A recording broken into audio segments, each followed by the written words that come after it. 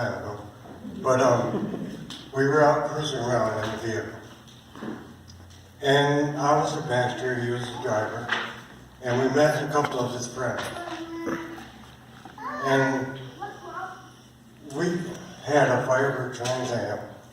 They had like a GTO car, which they thought was fast, and they challenged us to a race.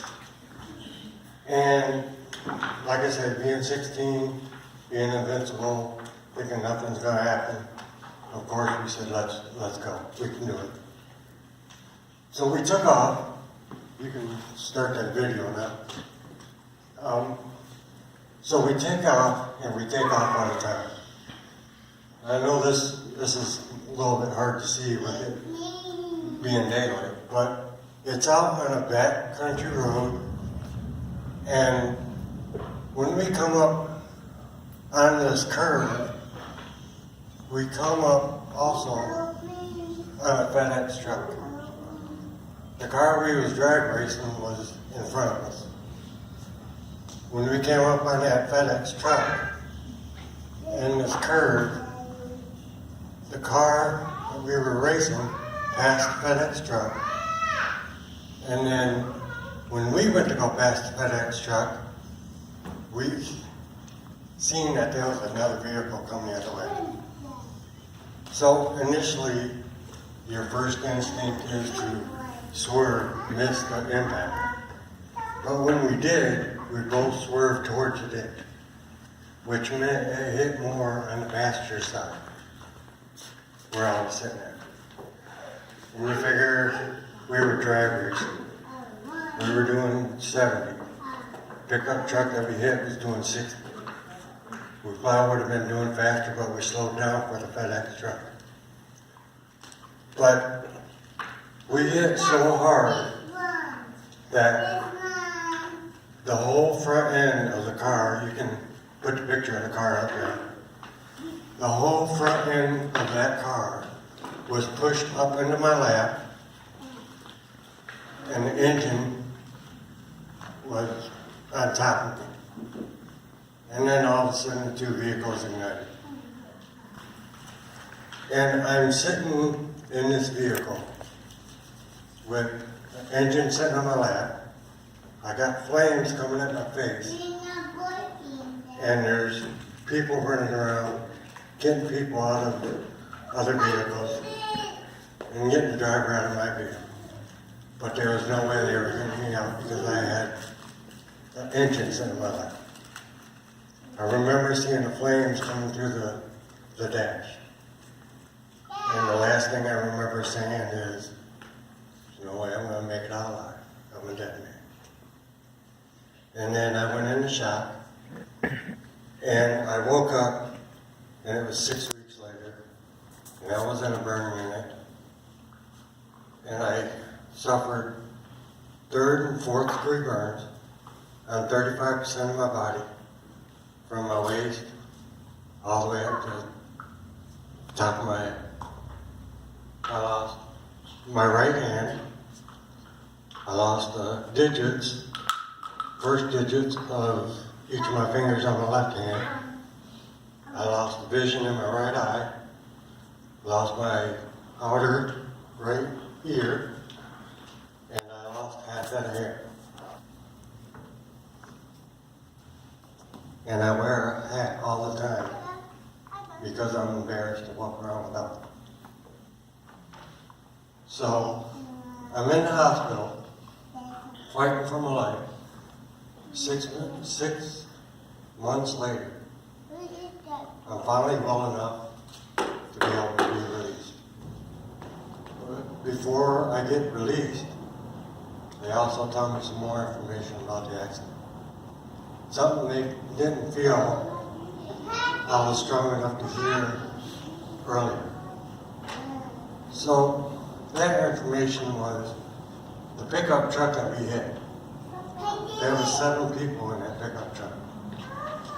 Pickup trucks only have 5 seatbelts.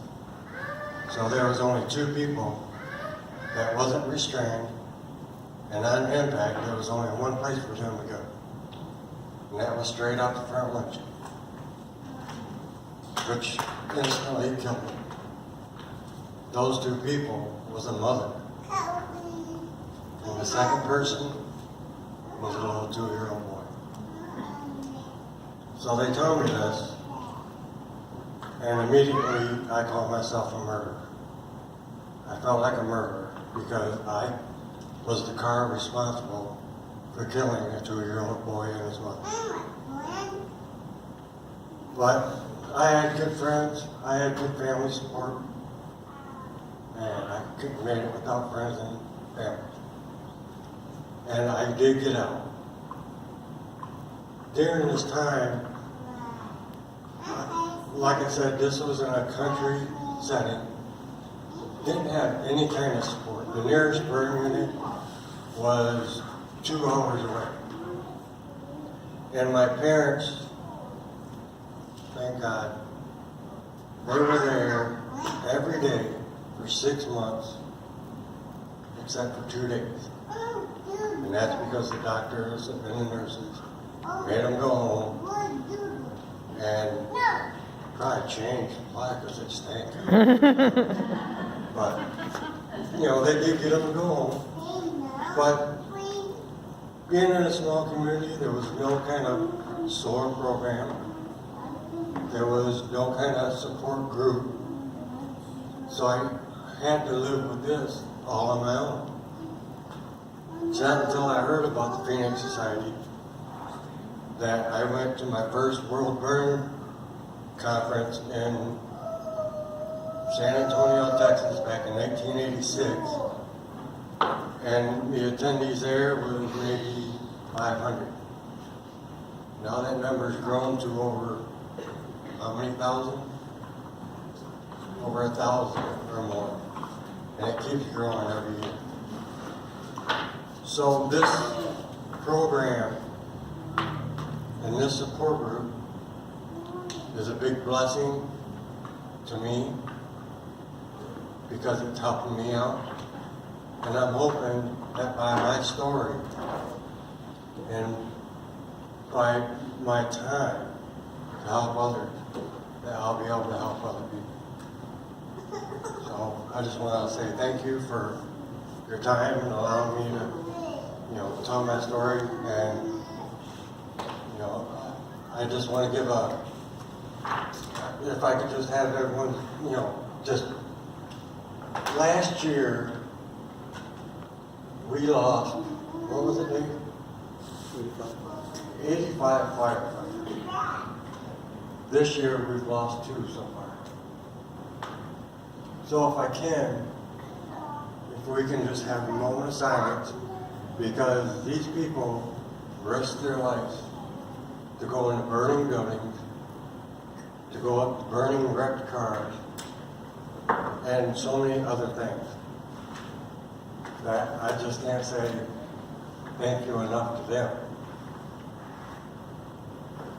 So if we can just do that for a minute or so, I would greatly appreciate it.